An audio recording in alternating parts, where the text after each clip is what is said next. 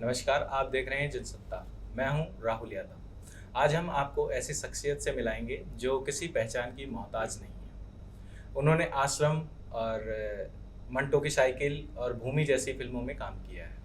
आश्रम में तो बखूबी उनका किरदार रहा है, जिसमें उन्होंने वार्डन का रोल प्ले किया था और दर्शकों के दिलों पर अपनी एक अलग छाप छोड़ी थी। वो कोई और नहीं, डिम्पी मिश्रा जी हैं आज हमारे साथ बतौर गेस्ट। Thank you. तो आपसे अपने करियर के बारे में और फिल्मों के बारे में, वेब सीरीज़ के बारे में बहुत कुछ बताएंगे। स्वागत है Dimpy ji. Thank you so much. आपने प्रकाश झा जी के साथ आश्रम और मंटो की साइकिल में दो फिल्म और वेब सीरीज़ में काम किया जी। तो जब आपने आश्रम में काम किया, आश्रम में जो आपका वार्डन का किरदार था और भूमि में आपका जो तिवारी जी का किरदार था, और उसके बाद ये आपका मंटो की साइकिल में कल्लू का किरदार था, तो ये कैसे अलग अलग किरदार होकर के भी कैसे आप वो स्क्रीन पर एक अलग छाप छोड़ते हैं, कैसे ये सब किरदार कर लेते हैं आप लोग? देखिए, यही तो एक एक्टर का, एक कलाकार का पैशन है। जी। आर्ट को जब सोचते हैं ना एक अभिनेता बनने के लिए, है ना, और ज़िंदगी का एक लंबा अरसा उस ट्रेनिंग में आप देते हैं, तो आपका सबसे बड़ा मकसद यही होता है कि आपको बहुत अलग अलग तरीके के किरदार मिले। जी। और मुझे लगता है कि मैं बड़ा सौभाग्यशाली हूँ कि मुझे जो भी किरदार मिले वो बहुत अलग अलग किस्म के मिले, जिन्हें करने में मज़ा आया। शायद जिनको करने की वजह से आप ये सवाल मुझसे पूछ सकते हैं कि इतने सारे अलग अलग किरदार कैसे किए। तो बहुत खूबसूरत है ये जर्नी।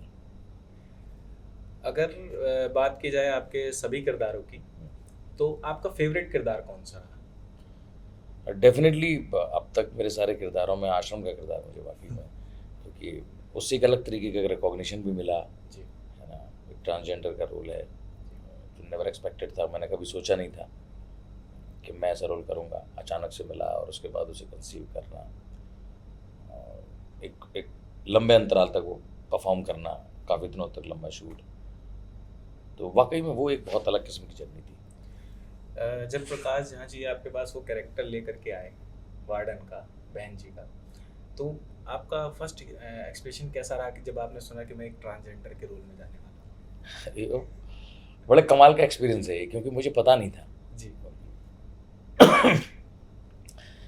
मतलब मुझे बहुत पहले से या वो पता नहीं था, बहुत रैंडमली, बहुत अचानक से ऐसा हुआ कि विदिन अ डे, एक दिन के अंदर ही मुझे पता लगा। मैं जब सेट पर पहुंचा, सर ने कहा कि तुम्हें ये कैरेक्टर करना है।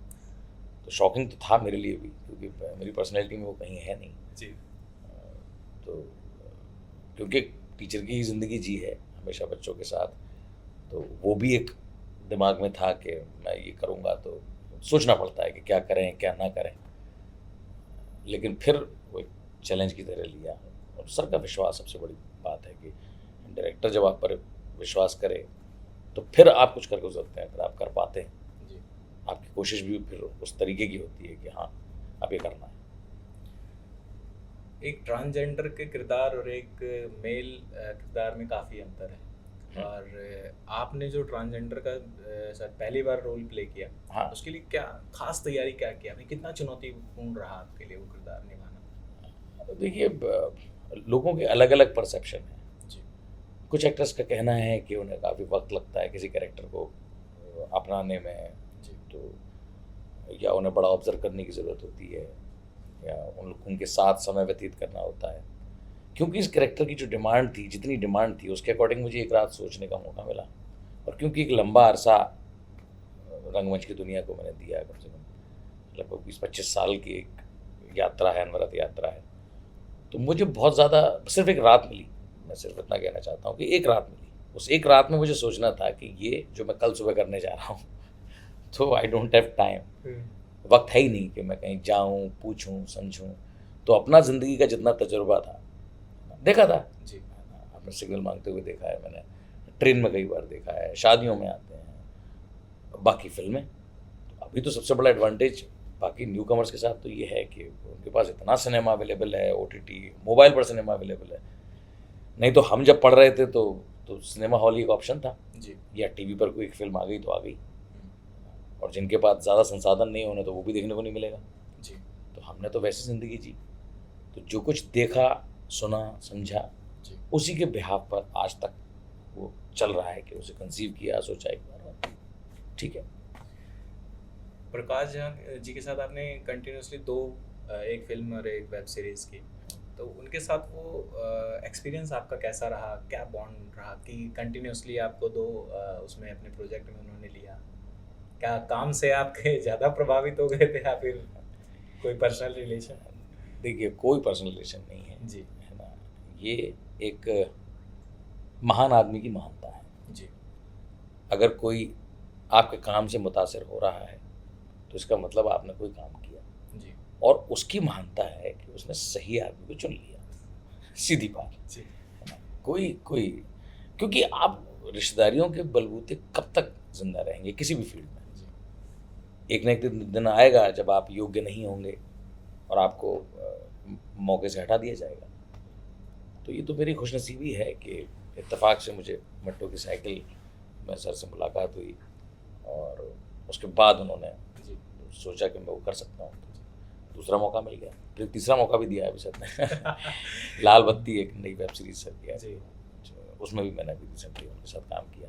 जी मंटो की साइकिल में आपने एक पंचर वाले कल्लू का किरदार निभाया है, थोड़ा सा एक उसमें तनातनी कैरेक्टर में देखने के लिए मिली है कि आपको फटकार भी देते हैं किसी किसी चीज़ में, साइकिल को लेकर के फटकार देते हैं, कभी किसी चीज़ को लेकर के उनके कि थोड़ा सा उनका पैसे ना होने की वजह से कंजूस वाला स्वभाव दिखा वहाँ पर। तो वो क्या असल ज़िंदगी में भी ऐसा कुछ रहा क्या सेट पे?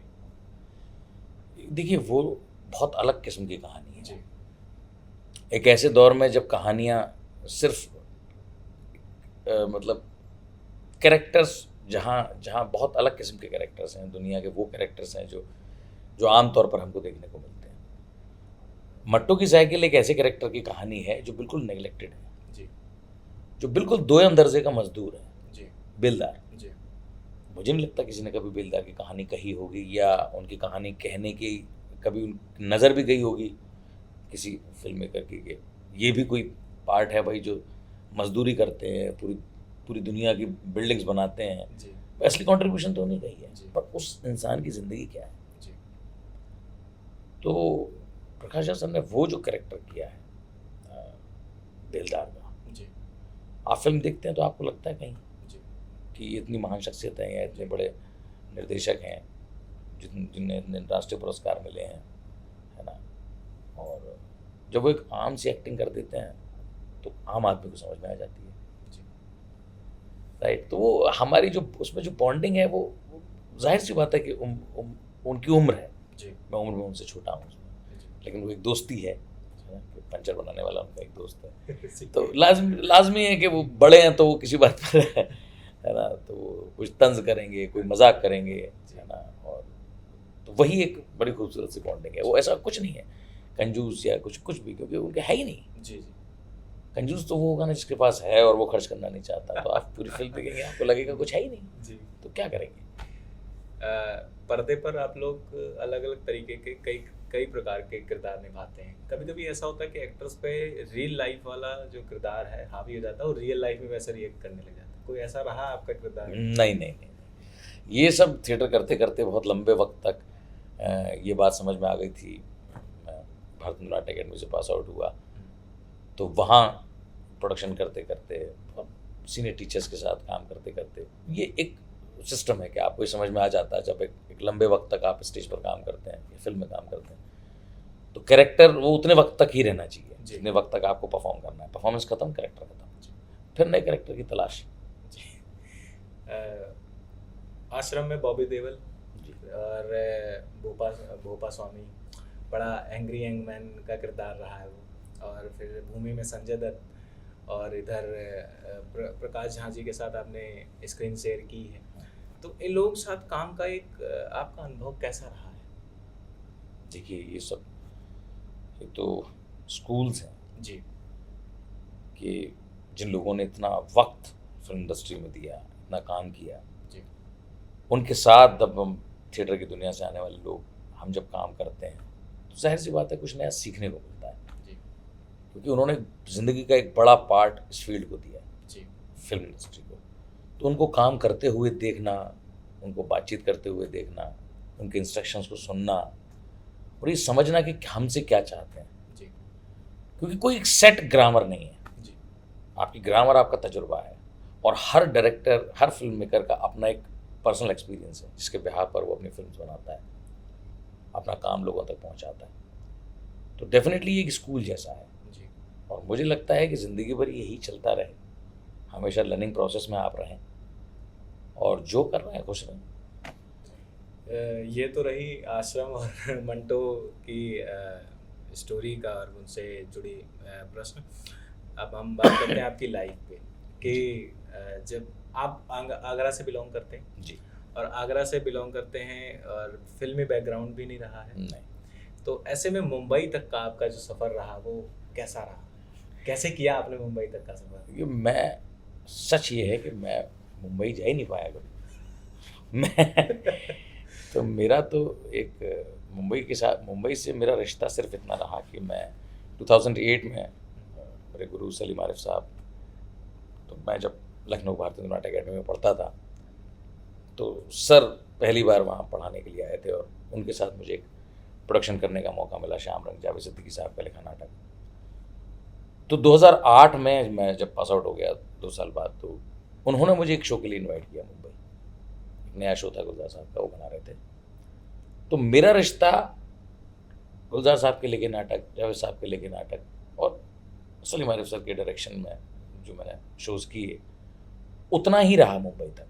मैं फिल्म के लिए कभी मुंबई जा ही नहीं सका, क्योंकि थिएटर में बच्चों को पढ़ाने में अपनी चीज़ों में इतना ज़्यादा उलझा हुआ था, इतना बिजी था, और कभी लगा भी नहीं कि वक्त निकाल के मैं जाऊँ, जिम्मेदारियाँ इतनी।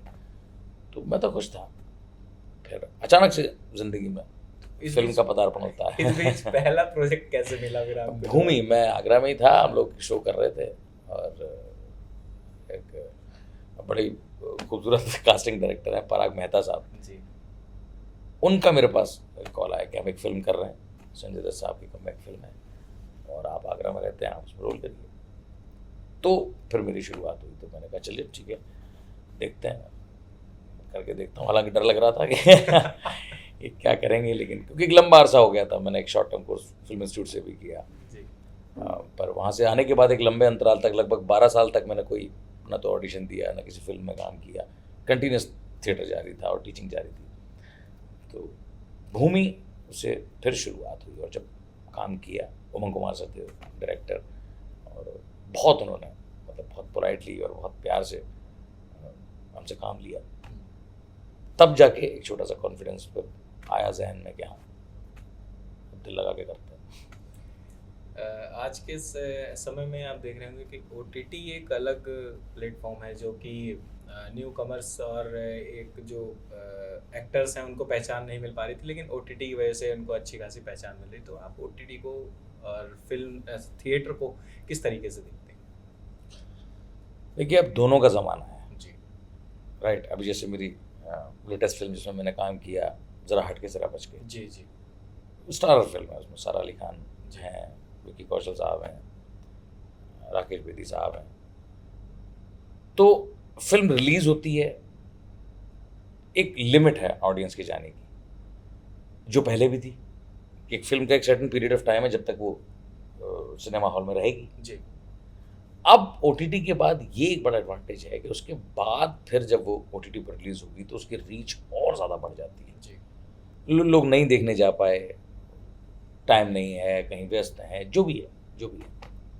पर OTT के आने से अब जो एक क्रिएशन है किसी डायरेक्टर का, प्रोड्यूसर का, जी, वो ज़्यादा लोगों तक पहुंच जाएगा। जी, ये एक अच्छा एडवांटेज है। और जाहिर सी बात है, अब हमें ये भी देखने को मिल रहा है कि कंटेंट वाइज अब सिनेमा बदल रहा है। अब सिर्फ इश्क मोहब्बत की कहानियाँ नहीं बन रही, जो एक बहुत लंबे अरसे तक दशकों तक वही होता रहा। जी, तो स्पेशली 2 डायरेक्टर गिने जाते थे कि साहब प्रकाश झा साहब वो नहीं बनाते, या सुधीर मिश्रा साहब नहीं बनाते, या गोविंद निलानी साहब नहीं बनाते। तो वो 4 कैटेगरी के महान लोग थे जी, जो इश्क मोहब्बत के अलावा भी कुछ और बनाते थे। लेकिन आज OTT के आने से ये एक बड़ा रेवोल्यूशन देखने को मिल रहा है कि नौजवान लोग नए कंटेंट के साथ आना चाहते हैं। जी क्या बहुत हो गया, दर्शक बोर हो गया जी देख देख के इश्क मोहब्बत की कहानियाँ। जी तो ये जो मुझे लगता है कि और आर्टिस्ट की ऑथेंटिसिटी बढ़ गई, अब ज़्यादा आर्टिस्ट को काम मिल रहा है। जो हम जैसे लोग जो दूर बैठे थे, है ना, किसी किसी वजह से, वक्त की वजह से, जिम्मेदारियों की वजह से नहीं जा पाते थे, जी तो अभी डिजिटलाइज होने से, ऑनलाइन होने से ऑडिशंस ऑनलाइन हो रहे हैं। तो ठीक है, आप बहुत बड़ा रोल हासिल नहीं कर पा रहे हैं, लेकिन ठीक है, जी आपको रोज़ आप आइडेंटिफाई होंगे तो आपको रोज़ घर बैठे मिल जाएंगे। जी जैसे कि भी आपने बात की ओटीटी के कंटेंट की, हम्म, ओटीटी पे अक्सर एक विवाद रहता है हमेशा इंटीमेसी को लेकर के, हम्म। उस पे आप क्या कहना चाहेंगे? इंटीमेसी क्या वहाँ पर ऐसा नहीं लगता कि कभी कभी कि ज़्यादा ओवर दिखा दिया जाता है, गाली गलौज से लेकर इंटीमेसी तक? वो तो है, मतलब मैं कहूँगा, क्योंकि मैं एक थिएटर बैकग्राउंड से आता हूँ, जहाँ हम एक गाली देते हैं तो डांट पड़ती है कि नहीं नहीं मत दो यार। तो ये अपना अपना परसेप्शन है, देखिए जी क्या कह सकते हैं इसके बारे में। ठीक उस तरीके से जैसे ऑडियंस पर बेस्ड है कि ऑडियंस क्या देखना चाहती है, क्या नहीं देखना चाहती है। बस ये ज़रूर है कि आप एक एक एडवांटेज लेने की कोशिश करते हैं। आप गालियों की भाषा, इंटीमेसी, ये सब दिखा के आप ज़्यादा ऑडियंस अट्रैक्ट करने की कोशिश करते हैं। ये तो फैक्ट है, लेकिन इसमें कोई दो राय नहीं है। जी हाँ, लेकिन इसका बैड इम्पैक्ट सोसाइटी पे इंटीमेसी गाली गलौज का पड़ता ही होगा, पड़ता बिल्कुल ही है बिल्कुल पड़ता है, बिल्कुल पड़ता है। तो इस पे क्योंकि रोक नहीं लगनी चाहिए? अब ये तो एक पूरा बड़ा तबका और बहुत महान लोग बैठे हुए हैं है ना, मतलब पर्सनली अगर मैं कहूँ तो मुझे तो कभी ज़रूरत महसूस हुई नहीं जी कि मैं अपने शोज़ में या कहीं कुछ गाली गलौज का इस्तेमाल करूँ। अब कभी करना भी होता है ये ज़ाहिर करने के लिए कि हाँ कैरेक्टर गुस्सा है और वो गाली दे रहा है, तो हम गाली का कोई एक सब्स्टिट्यूट बना लेते हैं, जी है ना। तो वो सब्स्टिट्यूट उस स्टाइल में कह देते हैं कि हाँ ये गुस्सा लग रहा है, बस ठीक है, बहुत है। पर ठीक है, अपने अपने विचार हैं, अपने अपने विचारधारा है साहब, मतलब लोकतंत्र है और क्या बोलेंगे। अब कंटेंट की चर्चा हो रही थी, एक और छोटी सी और है, उस पर भी बात कर लेते हैं कि आपका जो आश्रम में कैरेक्टर रहा है वो थोड़ा सा महिलाओं के प्रति थोड़ा सा सख्त रहा है उसमें, और अपनी कुछ फिल्में भी एनिमल और कबीर सिंह वगैरह आई तो उसमें भी महिलाओं के थोड़ा सा अलग ही तरीके से उनको महिलाओं को दिखाया गया, जिसपे काफ़ी विवाद भी रहा। तो आपको क्या लगता है कि महिलाओं को उस तरीके से उनके साथ बिहेव करना कितना सही है, कितना गलत? तो सरासर गलत ही है सही कैसे हो जाएगा कितना पर्दे पर दिखाना कितना उचित है, क्या उसका पर इम्पैक्ट? देखिए, पर्दे पर तो जाहिर सी बात है कि एक तरफ हम कहते हैं कि फिल्म समाज का आईना है, जी जी पर सिक्के के दो पहलू जी। हैं। दूसरा पहलू है कि फिल्म में जो दिखाया जाता है वो समाज में घटित होने लगता है। जी तो ये कहना सिर्फ कि फिल्म समाज का आईना है, ये पूरी तरह ठीक नहीं है। जी आप देखिए, फिल्म में जो आप कॉस्ट्यूम पहना रहे हैं वो समाज में आने लग जाती है। जी फिल्म में दी हुई गाली नौजवान लड़के देने लग जाते हैं, जी वो दी होगी, जी मान लीजिए कि मिर्ज़ापुर में किसी ने गाली दी जी जी या किसी ग्रामीण इलाके में 10 लोग मिलकर गाली देते हैं, जी लेकिन अब वो शहर के लोग दे रहे हैं जी क्योंकि वो तो हमारे हीरो ने कह दी, जी और वो अब नए बच्चों के इंस्पिरेशन हो गए, है ना। तो महिलाओं के साथ जो बर्बरता है वो तो, इसमें तो कोई दो राय नहीं है कि नहीं है समाज में या नहीं रही।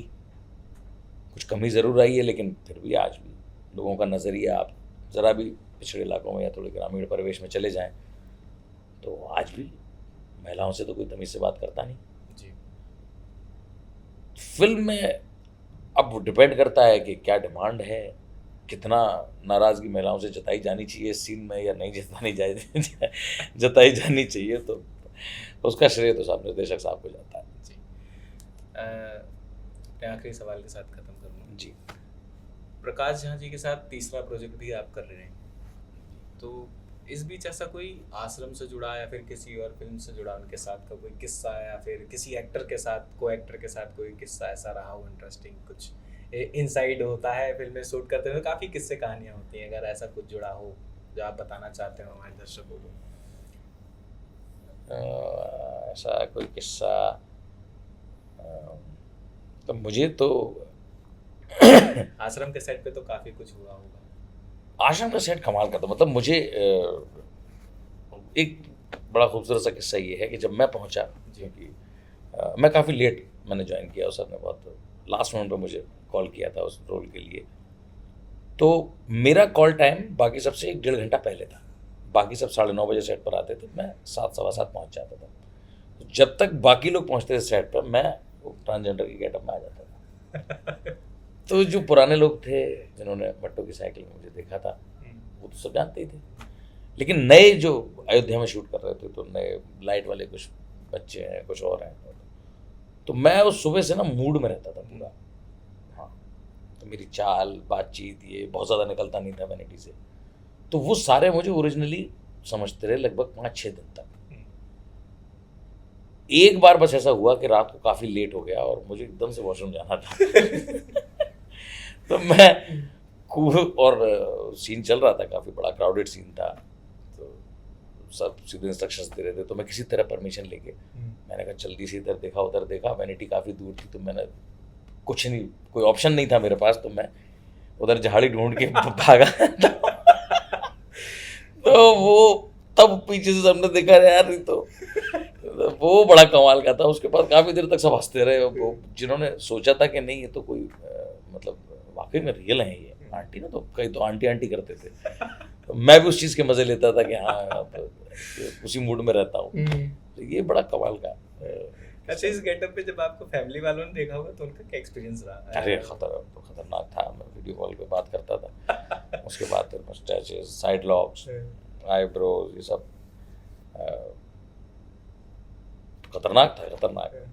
कई दिनों तो उसके बाद मुझे, जो आपने पहले सवाल पूछा था ना कि चरित्र आपको कब तक परेशान करता है, तो उसके बाद मुझे चरित्र ने कुछ दिन परेशान किया था, हफ्ते 10 दिन। अच्छा।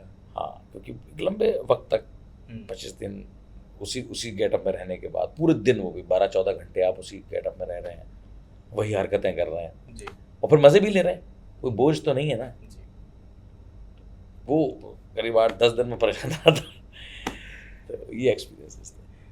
जाते जाते आप अपने अपकमिंग प्रोजेक्ट्स भी बता दीजिए, किसमें नज़र आने वाले हैं, और दर्शक काफ़ी एक्साइटेड हैं आपके उस किरदार को देखने के बाद से, काफ़ी कि आपको अलग अलग, अभी आप काला पानी में भी जैसे नज़र आए। जी, काला पानी बहुत खूबसूरत वेब सीरीज़ है, और मेरा उसमें एक बड़ा अच्छा कैरेक्टर है, पार्ट है। एपिसोड 6 में मैं हूँ जी, और अभी सुधीर मिश्रा सर के साथ एक फिल्म कर रहा हूँ, छोटी सी, चिल्ड्रन ऑफ फ्रीडम जी, वो कर रहे हैं। और लाल बत्ती जी रिलीज़ होगी अगेन प्रकाश झा सर के साथ ही। तो है 2-4 फहरिस्त में। एक अभी छोटी सी एक फिल्म है गली नंबर 26 जी, रघुवीर यादव सर के साथ है, उसमें मेरा एक छोटा सा कैरेक्टर है। तो बस अपना पढ़ाते पढ़ाते, थिएटर करते, जितना कुछ मिल जाता है वो करते रहते हैं जी। तो डिम्पल मिश्रा जी, बहुत बहुत धन्यवाद आपका हमारे दर्शकों को कीमती वक्त देने के लिए, और ऐसे ही इंटरव्यूज़ आगे भी देखने के लिए हमारे साथ जुड़े रहिए। नमस्कार। Thank you.